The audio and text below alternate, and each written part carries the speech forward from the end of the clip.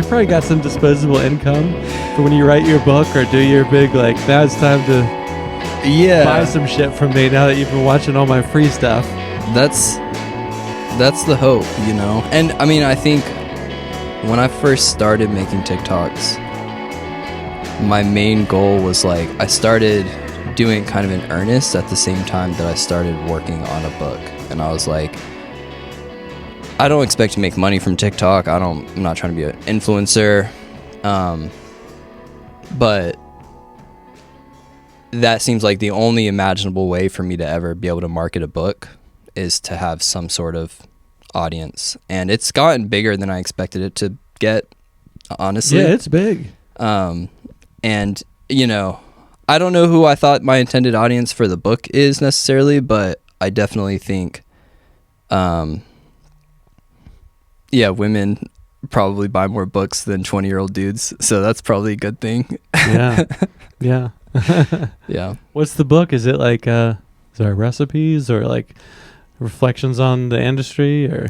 It's like reflections on the industry. It's kind of like memoir-ish. It is like about my first few years in the food and beverage industry. And it's kind of, I wasn't planning about talking about this, but you know, we'll just get into it. It's about basically how I fell into it, and it's not supposed to be glamorous. Like, it's, you know, I think of my entrance into the food and beverage industry as like a pretty tumultuous and not like it was one of the worst periods of my life, you know.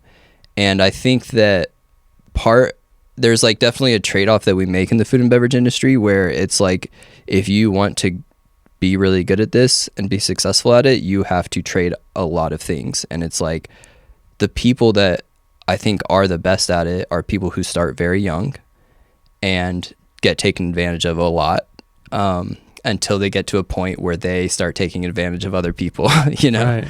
And hurt people. Yeah. And there's this sort of like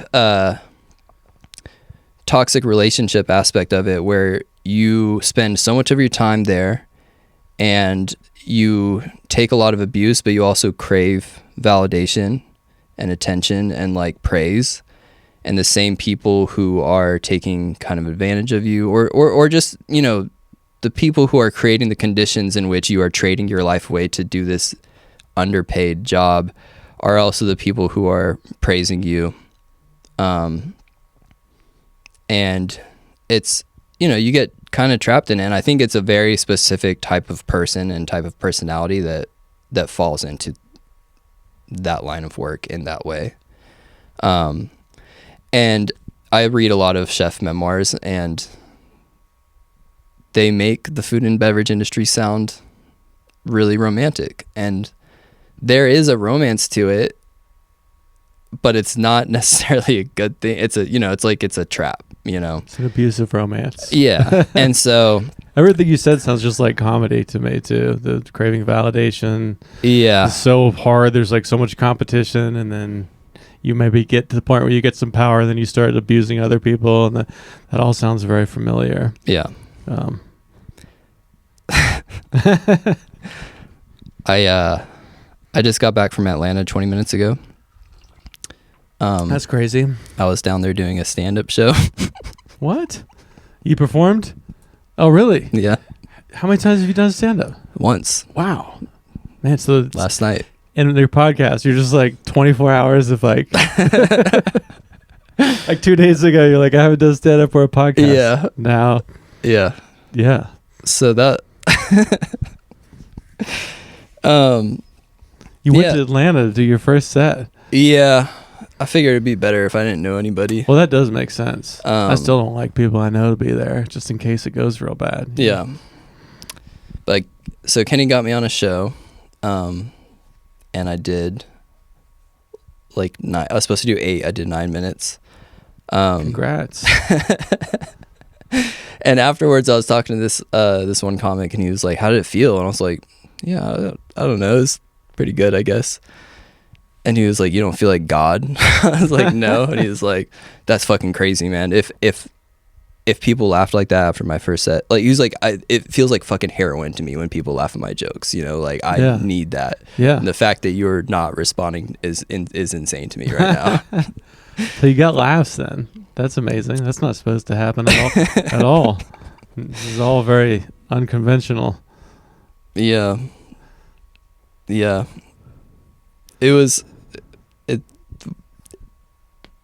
I guess you've been around it. You know, I have been around it. at the shows and in the culture and hanging out with comedians. So maybe that kind of just gets you to where you're like, your first set, you kind of already have like done a minor in comedy or something. You would think. Done some community service or. This whole thing is very unconventional. It was sort of like an experiment me and Derek and Kenny were doing. We've been like filming the process for the past couple months, but basically like they wrote the jokes and I've been practicing with them, and the whole thing, it fucking terrifies me. Like I have no interest in being a stand-up comedian. Yeah. And so that is the whole premise going into it, is like there was more of like doing it for the experiment, doing it for the bit, but also just me wanting to do something that it was wildly outside of my comfort zone. Yeah.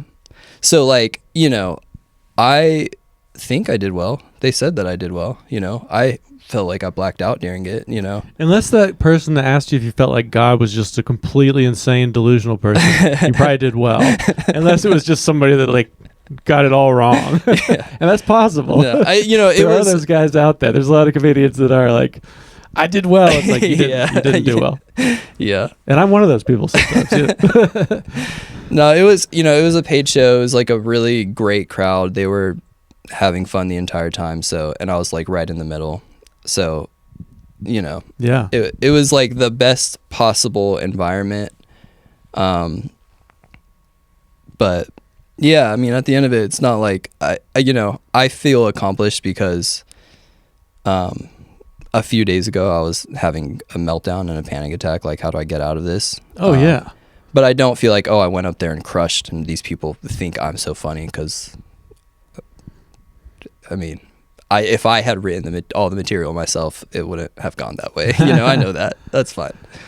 Yeah, that's an interesting way to do it. I mean, did you feel like I know for me, the thing I'm still working on is not going too fast, I think just like owning the pauses and like your rhythm. Like, did you feel pretty comfortable with that? Like, the room wasn't like spinning around. You're able to kind of be present and I think find your beats. I think that I hit my beats. I was trying really hard. I was definitely cutting off the laughs a lot because I was nervous. Yeah, stepping on them. Yeah. And I was definitely like, my body language was not what I wanted it to be. I was definitely kind of like. Did you watch it? I haven't watched it. I haven't watched it yet. But I could just feel. Because I was like, but leading up to this, I was running through it a lot with Derek and with Kenny, and they were like, they would stop me and be like, "You look like you're about to cry. You know, you can't do that on stage." So I would like definitely catch myself during it being like, "Oh, I'm facing away from the crowd right now, doing this," you know. But I think like I hit my beats because I practiced the script so much. But it definitely wasn't like, I don't think I went up there and looked like a pro by any means. You could tell I was scared. Yeah, I mean, sometimes that can be your whole thing, is you stand and don't deliver weird. Like, there's a comedian here, Isaac Truman, been doing stand up for a few years, and that's like half of why it's so great, is he like doesn't project or stand up straight. So sometimes those little like weird awkward things can kind of be your superpower too. Yeah. It's weird that way, but I would like to see the documentary of them coaching you. Like, that's just an interesting thing in itself. Yeah. Like, because they're both amazing at comedy. Yeah. Derek and and Kenny. I haven't seen Kenny as much in the last few years. Yeah, but I like that idea of you guys like running the drills together or whatever. God, I mean, honestly, and doing that was worse. I think, than doing it in front of the crowd. Oh, totally. Yeah, because that's like before the Wednesday mic. Sometimes there'll be like the workshop where you just do it for like 8 comedians. Yeah. That's just, it's so odd. Yeah. It's like, just give me like 20 strangers, not like a small number of comedians that are watching every little thing. Yeah, and comedians don't laugh. Like, you know, it's I'm standing They're in black a inside. giant, empty, fluorescently lit room with like Derek, Kenny, Petey, and Sarah Love just like staring at me, and I don't have a mic. I have to project my voice, and it's like, this is a fucking nightmare. This is all so 4 of them were there. They did for one thing. Yeah, Derek wow, put together. This is interesting. I know it's complex. You can't. Oh my god. You know what? I'm so sorry. Like I shouldn't be saying all this because this. Yeah. Do we have to cut it out? Well, I don't know. I got to text Derek about it afterwards, but... Is this secret information? Well... Nobody listens to the podcast. The clip will maybe get some views, but like... The documentary is gonna... It's gonna take a couple months to do all the editing, so... Okay, so I was like, I'd like to see the documentary. Yeah. And thinking like, there's definitely not gonna be one. No, it's this like... is my idea, but there actually is. The whole thing, it's a documentary. Okay. And I mean, this is great. This is a little teaser, you know? Like, if this actually, like, this little moment, I mean, that's good. We don't want to squash this. Yeah. Not a lot of people listen to the podcast. This is a pretty low stakes reveal. Oh, my gosh. Derek's... All right. Anyways, yeah. You have 24 hours to let me know if you want me to take that part out. We're at like 15 minutes timestamp. So I can take that out if you want. But I feel like usually those things are kind of cool later. Yeah. But if, you know, I want to like fuck up your other creative projects, there's no problem to take it out. So. All right. Sorry. I got a wave of paranoia just hit me. So you guys are just like doing all these, what is there's like some little lab where y'all are like making these videos, and the documentary is just like some like think tank. It's like some weird little... Yeah, kind of. You know, I think just doing the social media has changed like the way that I view creativity so much. And in like ways I didn't expect, you know, like I think when I started doing social media, I was like, well, one, I want to like I said, try to build an audience so I can market a book. But 2, I want to get just more comfortable being seen. And doing social media has changed the way I view creativity in like, I think before I was, you know, I grew up reading like poetry and like all the stereotypical male authors and stuff. And I think I viewed the creative process as like a very, tortured thing. And I think a lot of what like my writing stuff was kind of like performing vulnerability in a way that was like, you know, I want to be perceived as deep or insightful or something like that. And doing social media, like 1, just like the turnaround on it, but then 2, like the creative part of it is kind of like an unintended consequence of doing social media, because I don't have the time or the budget to make like really high quality food videos. It's like I'm just like shooting like some honestly not good looking dinner that I made, and then in order to make it interesting, I'm just like talking about whatever's on my mind, and it's like without like very much attachment to how it comes out. And then what happens is I'm actually being vulnerable without really worrying too much about how it's perceived.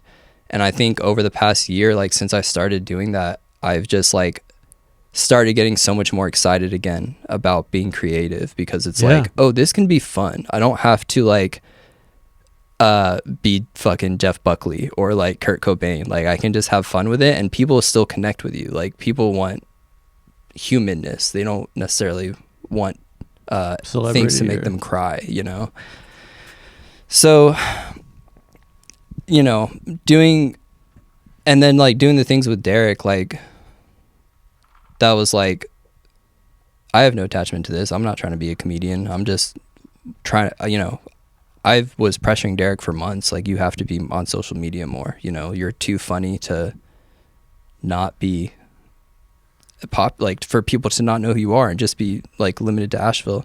And he was like pretty resistant to social media for a while. Yeah, when he was on here just a few months ago, he was still not posting on Instagram, and I sent him a message. I'm like, you should post. Why are you not posting these awesome videos? He's like, I don't want people I know to see. It's like, if you're gonna do this, people you know are gonna see. Yeah. Like, don't hide how good you are at this.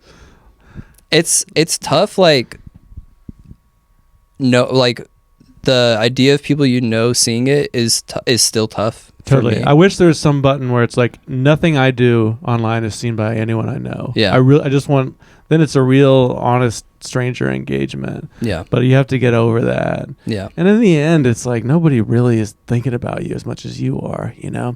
Yeah. It's just the endless sea of scrolls. So in your mind, you're like, oh, people from high school are going to think. It's like, they don't give a shit. Like, they're living their own lives. Yeah.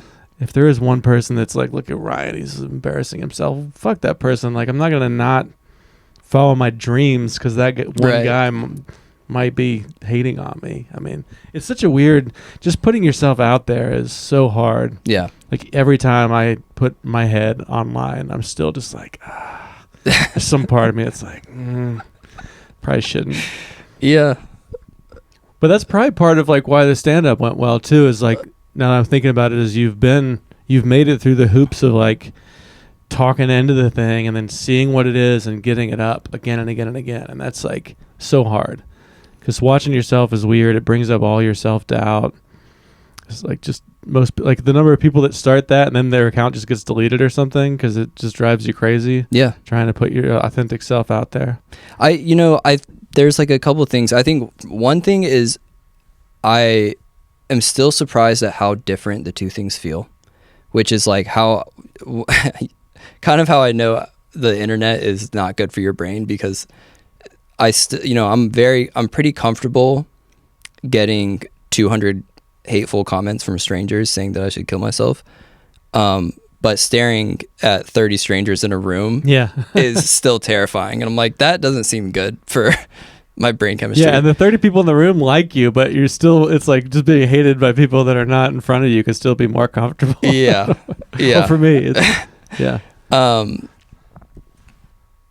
But yeah, the other thing too is, I don't think until I started doing social media, I didn't realize how bad I was at communicating. And I think I've gotten better over the past year. But yeah, even watching videos of myself talking to the camera from a year ago, it makes me so physically uncomfortable. I'm like, I was sitting alone in my room with the door closed, like in a safe place, and I look like I'm gonna throw up. Like it's terrible. But and now you look like you're gonna cry instead. You've made it double. Yeah. Yeah, that's I mean, yeah, I've been through that journey so much. I mean, I started on stage before it even became a thing, but still, it's like it was the most terrifying thing to get up, and like I wasn't just like I should be up there. Like it's like now I'm pretty good, and that just the fact that I'm not terrified to do it is like a huge win for me. And then I had to go through that all again with the talking into your phone thing. Yeah. But I think it does help. It's like most people just walk around blathering their thoughts and they're just not coherent. Like to actually be understood and connect is pretty hard. Yeah. Like this helps a lot. That's one of the reasons I like this, like talking to a lot of different people on here and then doing social media and stand up. Like whether I ever make money or like get an audience, I think it's worthwhile just to try to be understood, to pursue things where people know what the fuck you're talking about. Yeah. Like at work, people get up because they're like they're in charge and they talk for 30 minutes. Nobody knows what the hell you said at the end of it. Like it's pretty hard to make sense with your words. You know what I mean? Yeah. So I like that, I think your stuff has a pretty unique vibe. I like the medieval peasant. You posted something with that recently. I think one of the videos of yours I liked a lot that stuck with me was like, it was about how if you work in a restaurant, you have to hook people up. That you're saying like there's so little benefits that like, that's a really important part of it, is that like you told a story about like when you came in with your family when you were younger and you got like free shit for your family and you felt like a rock star. Yeah. Like there's like little moments like that. I haven't quite heard that angle on it, on working in restaurants. Yeah. That's one of those things again. And there's like a little bit of guilt associated with that because it's like, I'm doing the thing. I'm romanticizing restaurant work, but at the same time, it's like it's tough, and it is one. There's a lot of tough working class jobs where you're underpaid and not treated well, and the restaurant industry is one of the few places I think where there is like a pretty big sense of community, and I do think it's like it is your responsibility. It's such a small thing to get like send out some free stuff to somebody, but like especially when you're young, it just feels so big. It's like, wow, I am a person that is doing something out here, Yeah, I mean I think that's the way to do it. Like that's what trying to be understood has taught me. It's like you go with your own stories, instead of trying to be like just say the thing like you should give out free shit and here's some charts. That it's like telling a story about like you and how it felt. Is like that's how people really understand what you're talking about. Yeah, I had something else there, but I think it might be gone now.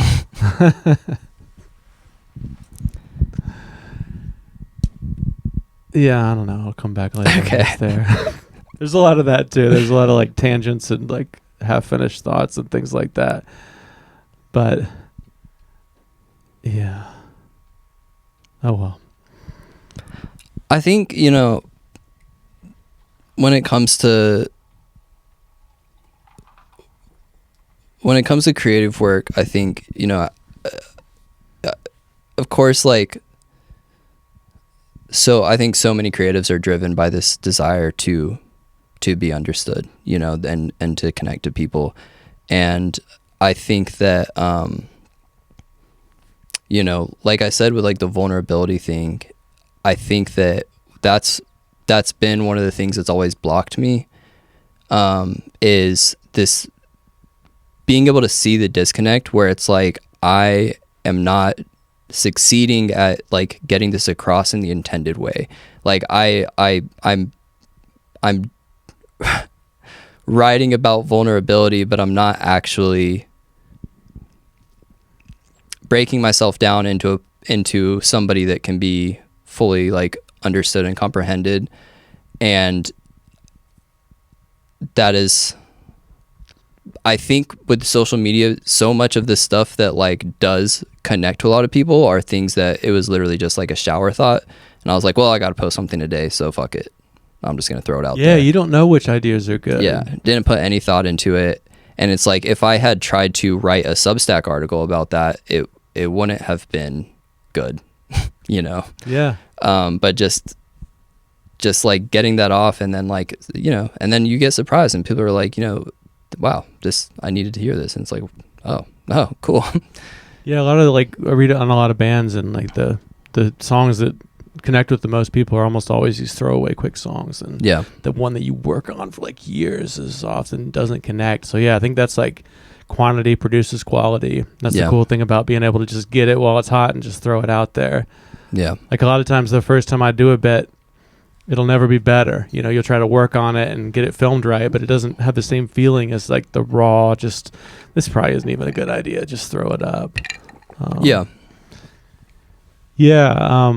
I mean, vulnerability is huge. I mean, it's such a cliche to say, but I think like when I was younger, I would look at the way somebody else was vulnerable and try to mimic that, try to be vulnerable in the way that Kurt Cobain did it. And that's like really not being vulnerable, so yeah, getting to your own, like, if you're like scared to share it, I mean, there is a line where maybe you shouldn't, I don't share details about like my kids and stuff like that, but that's always like a good feeling if you're like terrified to like put it out there. Yeah. That you might be onto something.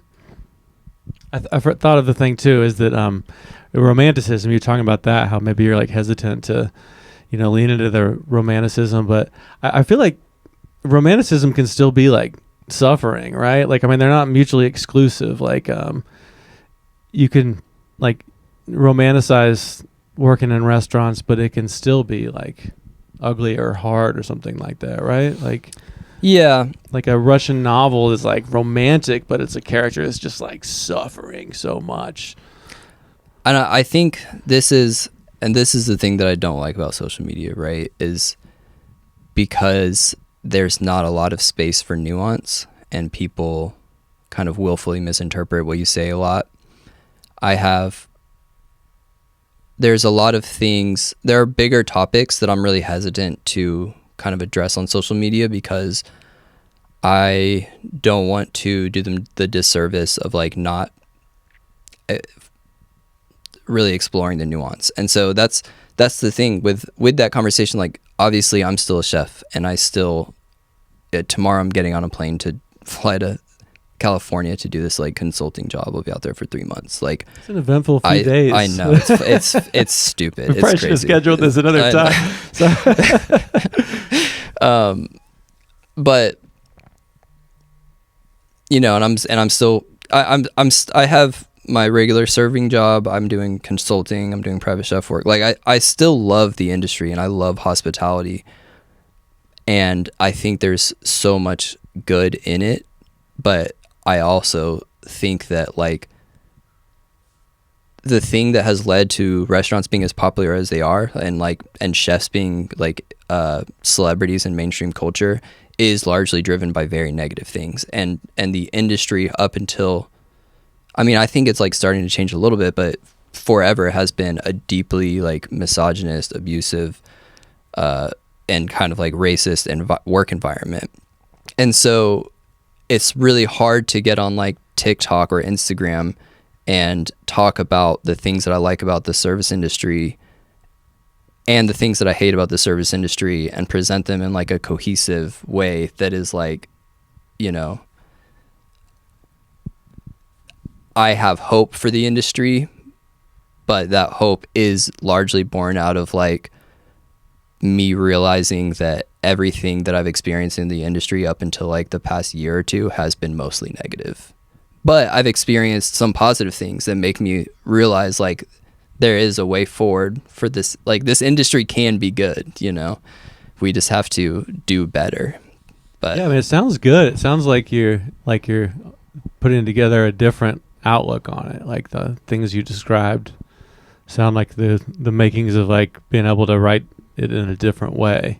You know, kind of seeing it as like an insider and an outsider at the same time. Yeah. Especially having like a chapter where it was one way, and then having like a epiphany where you're like, oh shit, now I see it this other way. Yeah. And I think, you know, that lends itself to like a book, but it doesn't lend itself to a 3-minute social media video. So yeah, I mean, that's interesting that you started the social media like with the book in mind. Like, I sort of did it backwards, where I just been doing like music and stuff, and then social media like emerges later. But it seems like a great way to do it, where because you can just see what hits. Like the interesting thing about comedy is, when I started, I would have thought that you like write like, what do I want to talk about, what's my hour, but it's more like you just throw out like what you're thinking of today enough times, and then they start to tell you what they're interested in, and then the larger work emerges from that. And it sounds like you're kind of doing that, which is like, I think, way more genius way to do it. Is you don't necessarily even know what they want to hear from you. You know what I mean? Like, if you can create some kind of feedback loop, that's so always good. You're not just in your room like recording an album, and then you're like, here it is, world, I finished, and people are like, we don't even like this. Like, you should have checked in with us along the way.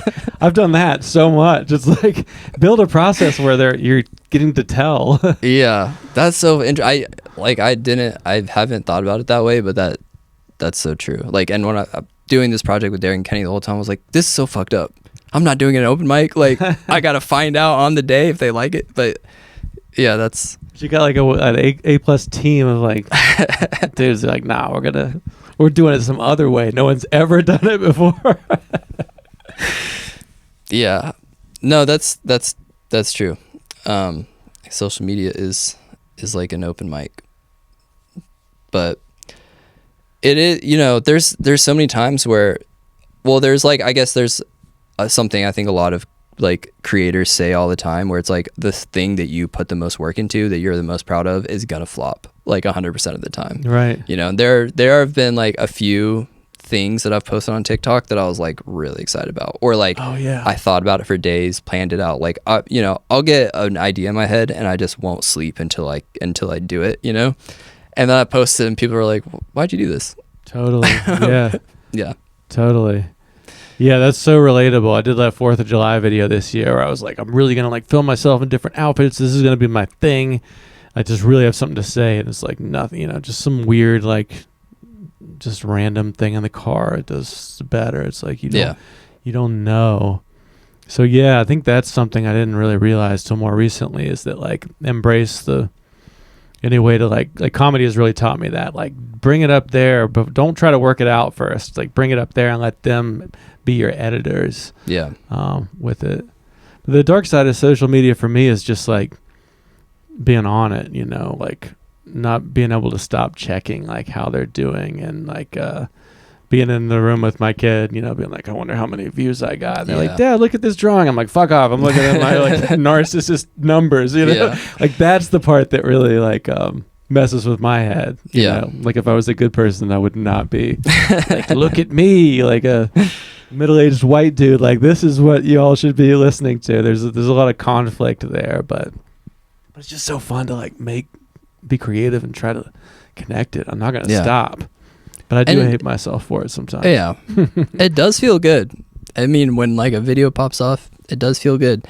It doesn't feel as good as you would think, but you know, it doesn't last very long. Yeah. Yeah. You got to follow that. Yeah. And then you do like 12 that don't do as good, and you're like down low, or your dopamine's like, yeah. Yeah. They got us. They figured it out. They really. Yeah. Man. Yeah, I have I've like made some money from doing TikTok, and I started making money at a time when I really needed money, you know? Like when I first started that Medieval Peasant series, like that month I had like my first viral video where I was like in the creator fund, and I made like a couple $1,000.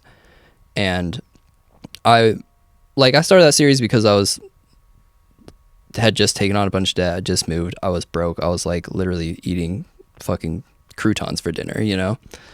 And for a couple of months, for like 3 or 4 months, the money was like pretty good, and it like really helped me. And then over the past few months, it has just plummeted. And part of that is like, I haven't been as consistent. I haven't been getting as much views, but sometimes I do.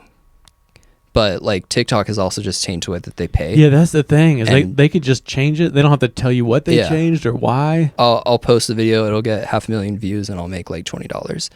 And that has actually been great, because I I wasn't intending to be an influencer, and like I don't want to.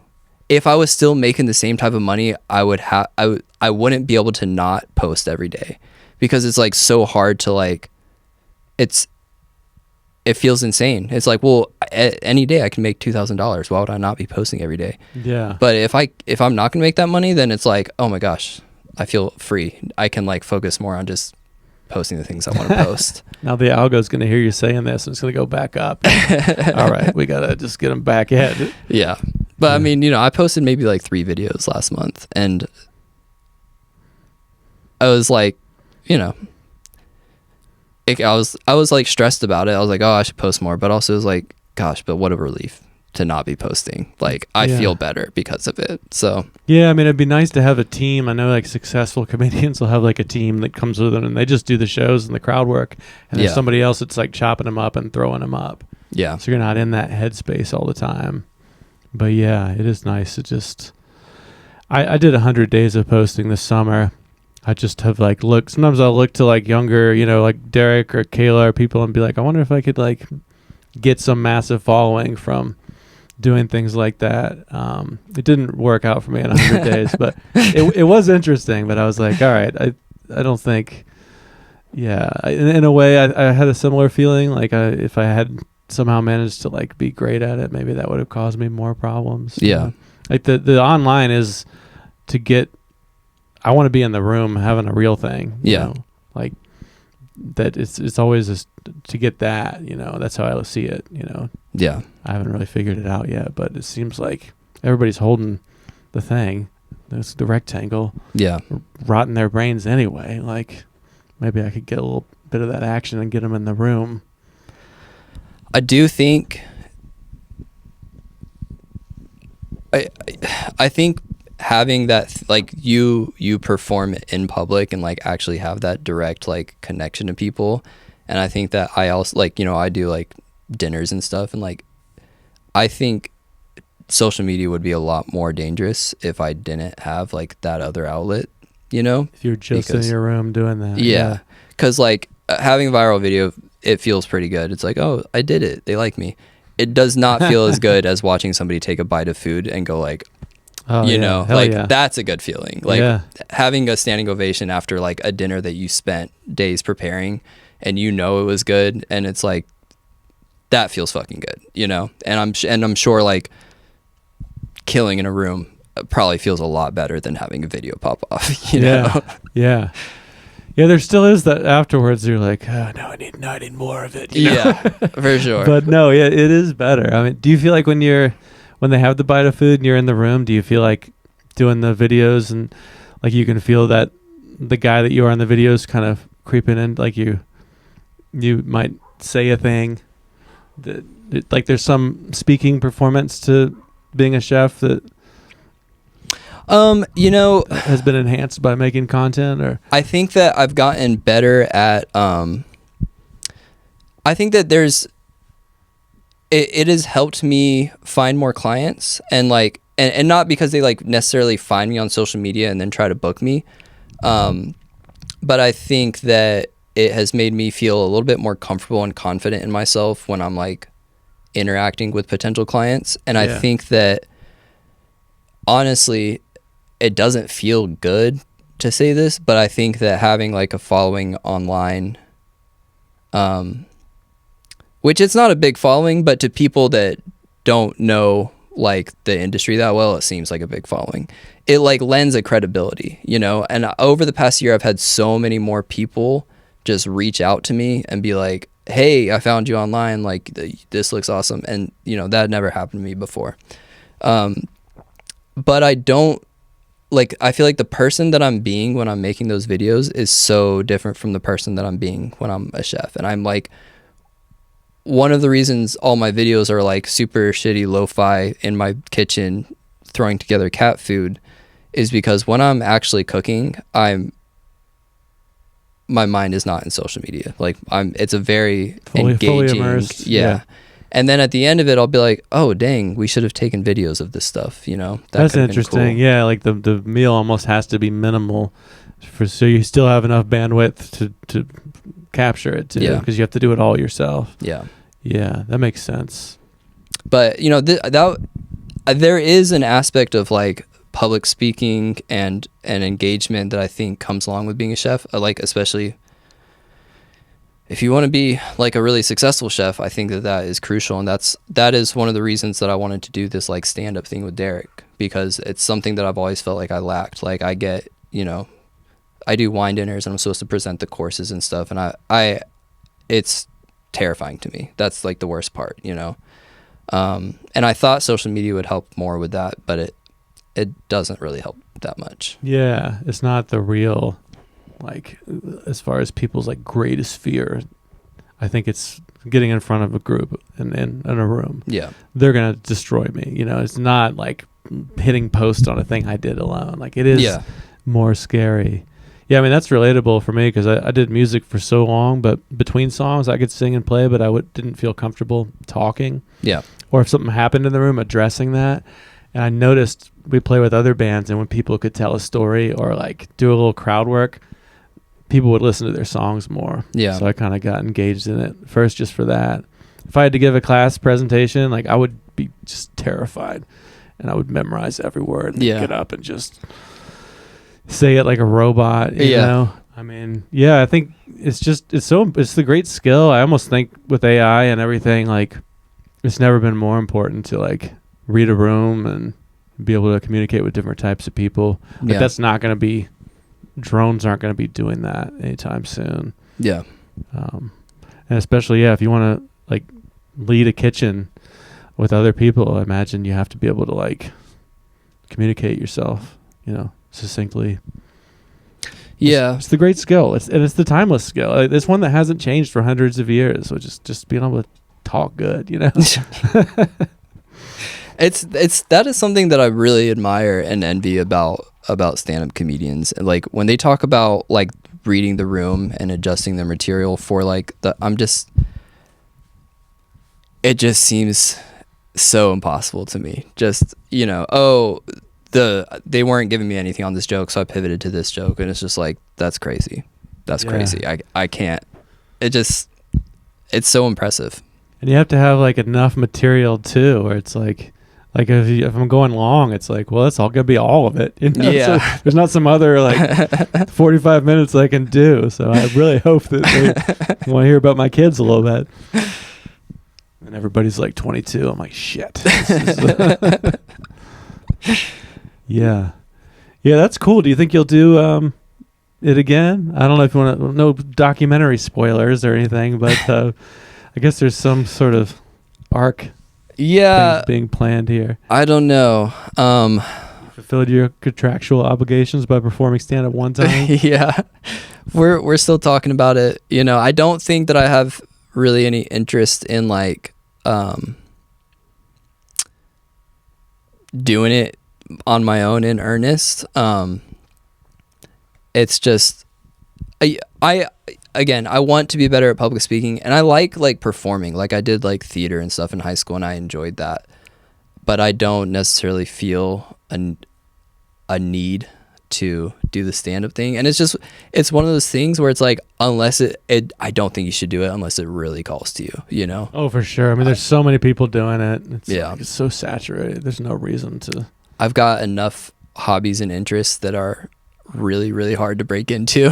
I don't need another one, Yeah, I guess in my world, I'm like, probably just, my algorithm doesn't show me. Like, to me, like what you do is like I've not had a chef on here. So, but I suppose there's probably, you maybe feel like there are a lot of people that are talking about meals and doing that. I just don't see those folks. I mean, I'm like very ignorant of that, like Bourdain is someone that I know, I think food content is... And the mean chefs that are like, I see the mean chefs on like when I'm in a hotel that are just like, the mean chefs. Yeah. Yeah. Like, you idiot, you're fired.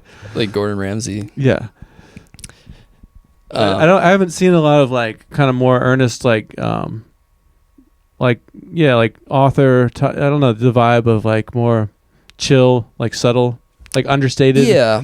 I like to think that there's not a lot of people doing exactly what I'm doing. I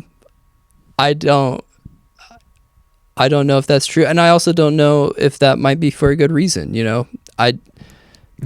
There might be a reason. Because it's a bad idea. Because it's boring and people don't like it. Food content is the most popular content online. It's like the most shared or saved or something like that. So like recipe content is extremely saturated, and then restaurants in general, 80% fail rate, right? Becoming like a successful chef, like depending on what that means to people. So it's like opening a restaurant that is going to cost you a few $1 million, or you have to get people to back you, and then there's an 80% fail rate, right? Becoming a successful restaurant via like online engagement, and then getting deals or clients or whatever through that. Again, it's super saturated. It's hard to break through and maintain that on a sustainable level. Books dying, right? Oh yeah. Books are dying. Nobody wants to read books. And like being a breakout author with it's extremely difficult, right? There's like one agent will generally in a year get like 1,000 queries respond to maybe like 200 of them as like a follow-up, send me a snippet, and then pick like 5 to 10 books to try and manage that year, right? And so that's like most agents are fielding 1,000 books, and then, you know, only actually reading 100 of them. So those aren't great odds, you know? Yeah, you can self-publish, but then it's probably the same. It's like, oh, I sold 8 or whatever, you know? Exactly. So do you have, like, is there a sense of what success, like, it would look like in some ideal, like, you in, like, 5 or 10 years for... You know, I think that my perspective on that has shifted a lot over the past couple of years, and I think that there's a few reasons. I think one, Hurricane Helene happened. Like I quit my job. I was like, leap of faith, quit my job, do a private chef business. And then 3 months later, Hurricane Helene happened. And I was like, oh, you know, this can all just disappear at any time. And that was like, but also during that period of time, I honestly felt like kind of peaceful, because it was like, well, there's no work to go after. Like there's no clients. All the events I have scheduled are canceled. All I can do each day is figure out how to get water and feed myself, you know? And I was like, I felt very at peace, you know, other than being like sad. And like every time I left the house, it was like, oh, this is horrible. But I was able to like wrap my head around my existence in that period. And that kind of like shifted my perspective a lot. And then doing the social media thing too, I've realized how much I'm not willing to do for money. You know, like even like I realize like I get a lot of like people trying to get me to do brand deals or affiliate marketing, stuff like that. And I have pretty desperately needed the money at certain points over the past year. And I realized like, oh, I just can't do that. It just feels really bad to me and I can't do it. So yeah, like being inauthentic, like, yeah. And just trying to sell people shit. Yeah. It's just like, so, you know,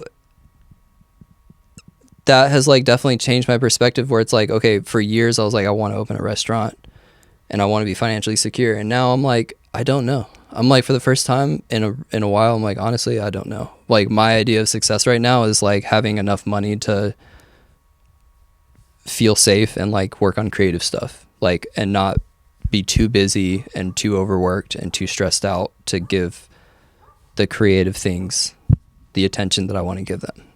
So how I get to that point, I haven't figured that part out yet, but that's, yeah, I don't know. I just want to make silly videos with my friends, I think, mostly. Yeah, I mean, the videos are great. Like, they are a lot of fun. Yeah, I mean, it is interesting. Like, I do like a web development during the day. So it's like my like creative stuff and my like career stuff are separate, which like is really good at this phase of life, because it's like, I think if I was actually trying to like make it with comedy, I'd have to go after like corporate gigs and cruises and things that would feel like probably soul crushing, you know? Yeah. I've noticed a lot of like people that go hard in that way end up doing the worst gigs, you know? Yeah. Like, you see people on Netflix who are like, well, I want that, you know? They're like making a bunch of money and they're doing their voice, but it's so hard to do it your way.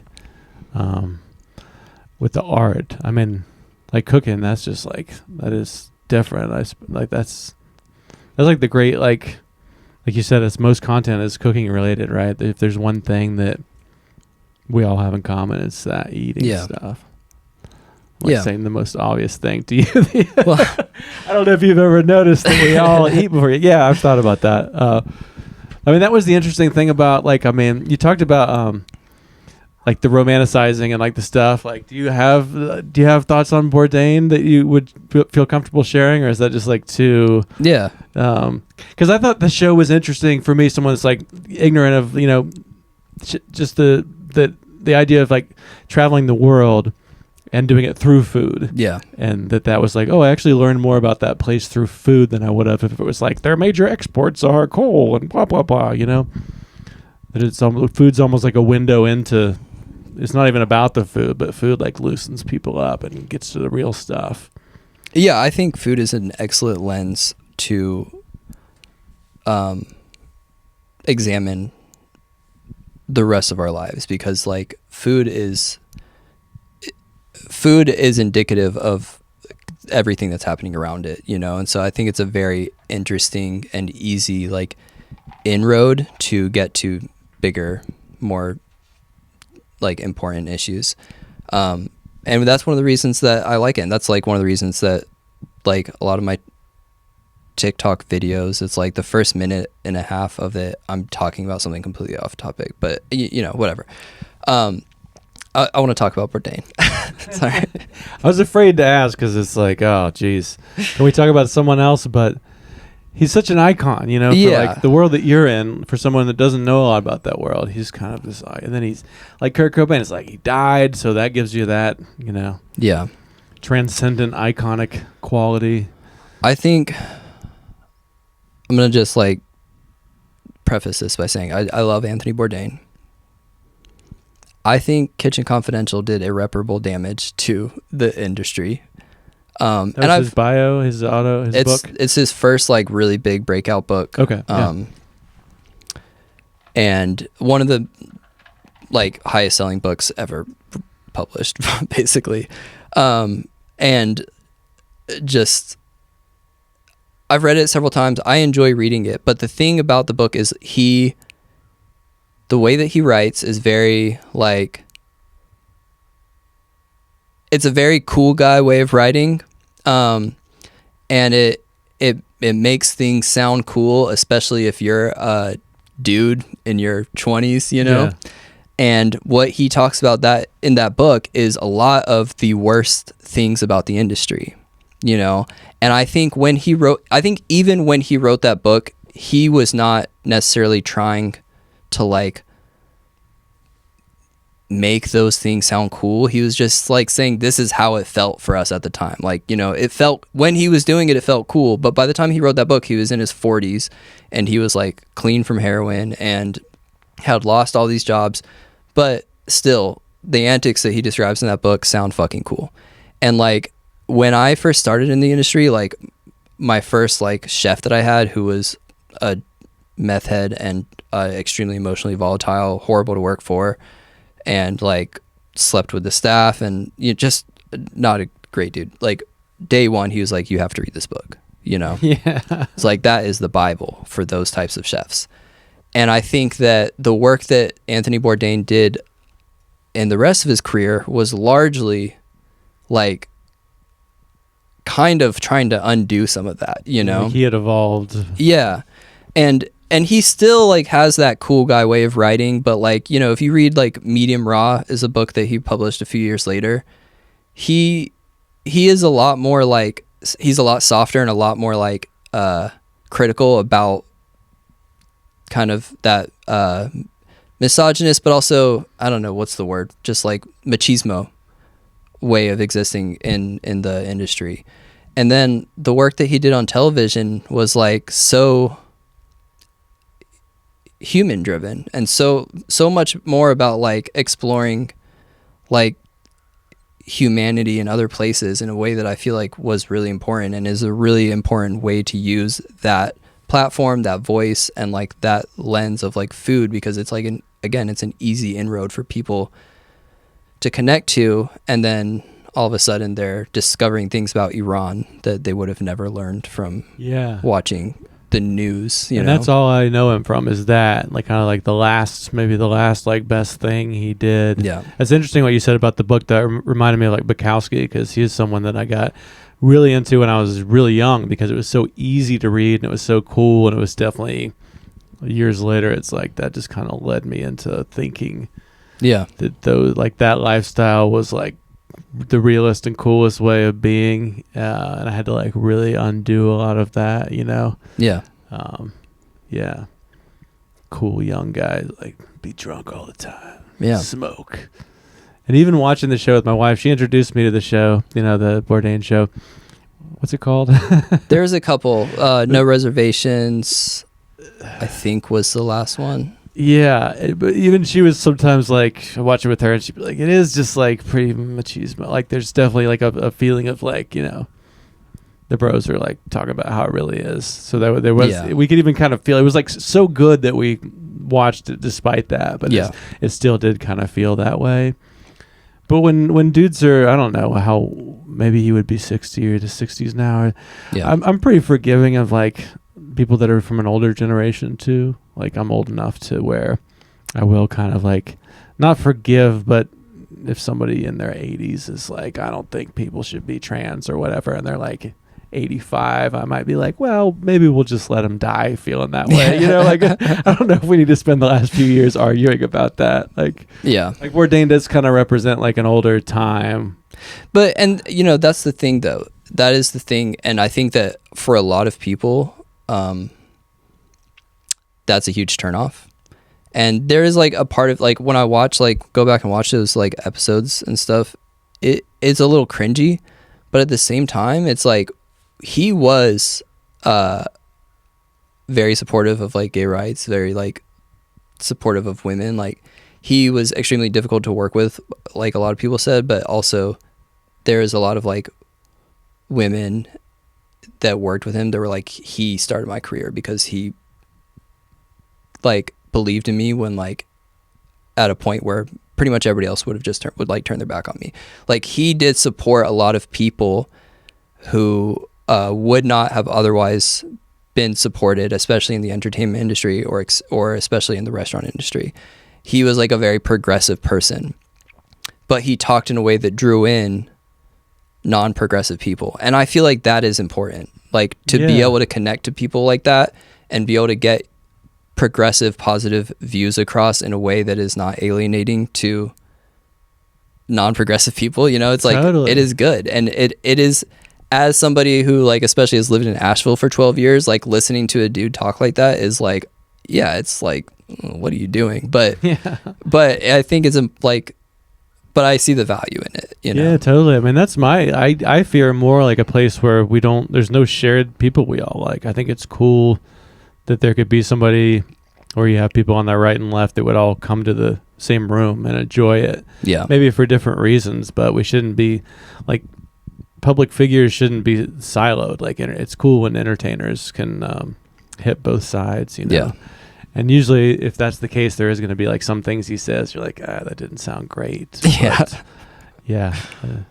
I don't know. That's the nice thing about getting older too, is you just see the acceleration of just like how language and things change, and it's great, but it's like, I don't know. It's accelerating and it's terrifying. Yeah. Like that's what it's good about going to stand up and like just hearing like, I'm like, yes, we're saying it this way now. That's good. I'm into it. Like I'm glad I'm not just like off with a bunch of old people, not keeping my, like Asheville kind of keeps you updated. But I will go and do comedy shows in like rural Tennessee where everybody's like, it's pretty different culturally. I still think there's value in trying to connect, with a very different audience too. Yeah. Like we don't have to talk about divisive stuff all the time. Yeah. Bourdain's just interesting because he's like, he's a guy that like, I guess he started with the cooking, but it's kind of interesting when you can kind of like you become the brand, I don't know. Like I would not want to be that level of famous, but it feels like now we're kind of all sort of trying to do something like that with social media. It's really like you're selling yourself, but it's through the things that you have a unique perspective on. Yeah. It's kind of exhausting. Trying to get people to give a shit about what you say. Yeah. Day after day after day, right? I'm like, why am I doing this? I should just be listening to other people's content. Like they hit these walls where I'm like, haven't I done enough? Like, haven't I said enough things that can be... I want to just listen to people. Why am I still trying to get that validation? Yeah. But then after like a week, I'll be like, I need it. I need it. I think I've really got something this time. No One one's more time. called me a good boy recently. That's weird. Yeah. Yeah.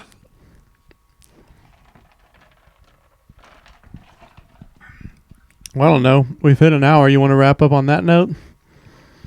Oh, it's up to you. I don't know. Has it been an hour? Yeah. Did it go by quick? Yeah. That's nice. Usually, people have not done a podcast before, and they're like when I started doing this, I was like, oh, I wonder if we'll have anything to talk about. But you just get into it. I love it, you know? Yeah. So. Yeah, this has been fun.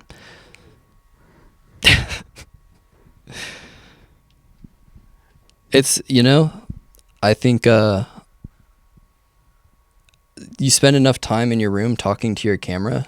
It's like it's crazy how much easier it is when there's somebody else to talk to instead of just the screen, Totally. That's what I love about it is it's like people have asked if I would do this virtually, but I'm like, no, I won't. This is like getting together with a person, and especially if they're in a different discipline. I do a lot of musicians and comedians, but you're the first chef I've talked to, and I talked to a tie-dye artist. It's really interesting how I'll get ideas for like bits or songs I'll get more interesting ideas out of talking with somebody that's in a whole other world than in the same world. It's almost like comedians, we might talk about the same stuff the whole time. I feel like it just has a good, it like rewires my brain. It keeps me from just getting stuck in the same totally grooves. Whereas like, sitting in the room yourself, sometimes you just like going in circles. Yeah. So. All right, well, cool, man. I guess, I don't know. You got like, 24 hours on the old, let's block the documentary that we leaked, the documentary. But I would encourage you to just let it be in there. Okay. I don't know if like Warner Brothers is going to come after me or something. I don't know what kind of contracts are No, there's no contract. I think it's probably fine, but I'm going to run it past Eric just because he's the director, Yeah. But when we went down there, we were like, I had a stage name, and like originally our plan. What was your stage name? It was like Dean Michaels instead of Dean Boskovich. But originally our plan was to just not tell anybody and just like, whatever. But then they ended up telling a lot of the comics what we were up to, and then by the end of it, I think everybody knew what we were up to. So yeah, I don't think it's that big of a deal. But we were like originally being pretty secretive about it, and I was like, man, these people are gonna fucking hate me. Like I'm taking somebody's spot. Like this is insane. We can't tell them what we're doing, but we did. So yeah, it's fine. I support it. It sounds like a more interesting spot than just another one of them, just another comic comedian who wrote their own shit, following their dreams like an idiot. Yeah, well, I look forward to that. It's it's been really cool seeing Derek come back and do comedy again after being gone, because I think his stuff is like pretty vulnerable too. Like he talks about, it's like kind of silly and I'll laugh, but then after I'm driving home and I'm like, he talked about a lot of like pretty horrific, dramatic shit in there, but it didn't feel sad. That is something that I also really admire about stand-up comedy, that I'm like envy and want to get better at, is like it's the opposite of like what I feel like what I was talking about before, is like you're not performing vulnerability, but you're being inherently very vulnerable. And a lot of times like obviously you're standing in front of people and just laying it all out, but also a lot of the time with good comedy, the subject material is like deeply vulnerable stuff that you dress up as like silly, and it's like it is stripping away the like notion of like, I want you to perceive me as deep or insightful or interesting. And it's like, I think it takes more work and more like introspection to take those vulnerable things and turn them into like something for other people to laugh at. And like, oh yeah, it's a fucking magic trick. Like I admire it so much. Yeah, it's like alchemy, and I mean, I haven't figured out how to do it that way yet. Like I don't go as much into the trauma as like Derek does. You know? I mean, we've had different lives too, but I do think that there's something about that's just really like the most magical, the alchemy of like horrific pain into like Bugs Bunny or whatever. Yeah. It's like, I mean, it's just amazing, you know. Like all comedy doesn't have to be that way, but that's a extra potent style of it. Yeah, I mean, there's like I'm a writer. I think I like words, and like there's some jokes that just make me laugh so hard because it's like you just said that a funny way, and that I can't believe I never like I wish I had thought of saying that thing in a funny way, like yeah, or I forgot what I was gonna say, but just but yeah, I think there's like a lot of like just from a purely writing standpoint, there's a lot of comedy that I admire just because like the writing itself and like the kind of like deconstructing language and being like, okay, the misdirect here is that this word doesn't usually like, I don't know. It's very fascinating to watch, but seeing a performer like I saw like Ali Sadiq in Charlotte last year, and it was just like, it was an hour long, like, I mean, he's just telling a story about his life for an hour, and it's just like so fucking moving, and it's like there's parts where it's like almost on the verge of tears, and then right when you get there it's like you burst into laughter. It's just like, goddamn, that's impressive. Yeah, he does something so different, right? To me, that's just like, I had a guest on last year, a black comedian from Knoxville named Brandy, and she was like, "You got to check out Ali Sadiq." And we watched it. We were just like, "Holy shit, this is like some whole other." Yeah, it's like a different cultural experience than what It's like hearing some like jazz or some crazy shit. You've been listening to pop music. Yeah, like, whoa, it can be that too. Yeah, I love it when like, man, I'm doing things in a pretty traditional kind of way. Yeah, now it's like taking over the culture so much that it's just really like it's becoming like how many genres of metal or rock music there are. I feel like comedy is starting to become that too. There's just so many different ways to do it. Yeah. Yeah.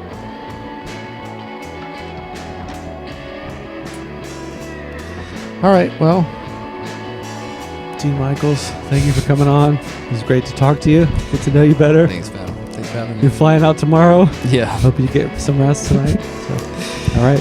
Thank you so much.